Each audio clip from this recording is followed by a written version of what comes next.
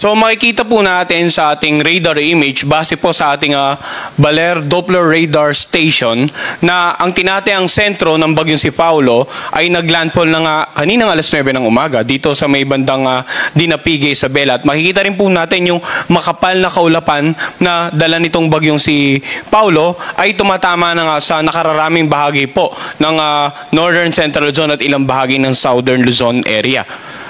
Sa ating latest satellite imagery, mas makikita natin yung malawak na kaulapan na dala ng typhoon na si Paulo na kaninang alas 10 ay tinatayang nasa may bandang San Guillermo, Isabela na yung tinatayang sentro nito. Lakas ng hangin umaabot hanggang 130 km/h malapit sa gitna at ang pagbugso naman aabot hanggang 215 km/h. Ito ay kumikilos sa direksyong west-northwest naman sa bilis na 25 km/h.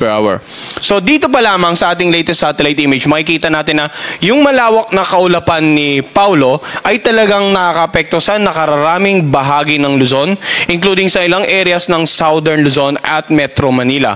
Pero yung mga lugar na may wind signal, babanggitin natin ngayon, makikita po natin na may mga ilang lugar dito sa Southern Luzon na wala pong nakataas na wind signal. Subalit, sa mga oras nito ay posibleng ang nakakaranas ng mga light to moderate or paminsan-minsan heavy na mga pag-ulan.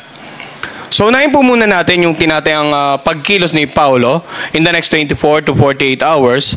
Kaninang alas 8 ng umaga habang nasa karagatan pa ay naging isang ganap na typhoon na nga si Paulo. At alas 9 naglandfall dito sa may bandang Dinapigue, Isabela. Kung makikita po natin or mapapansin natin, posibleng mamayang gabi ay nakalagpas na ng landmass ng ating bansa. At bukas ng umaga, nakalabas na po ng ating area of responsibility. At sa mga susunod na forecast period ay tutungo dito sa may bandang southern part of China. So, ngayong araw, inaasahan natin na tatawirin ng sentro ng bagyong si Paulo itong ang Northern Luzon area. Pero makita natin area probability, no? Pwedeng direktang either this portion of the Northern Luzon or pwedeng more to the southern portion po or more to the central portion ng Northern Luzon. Either way, ilang araw na rin po tayo nagbibigay ng babala.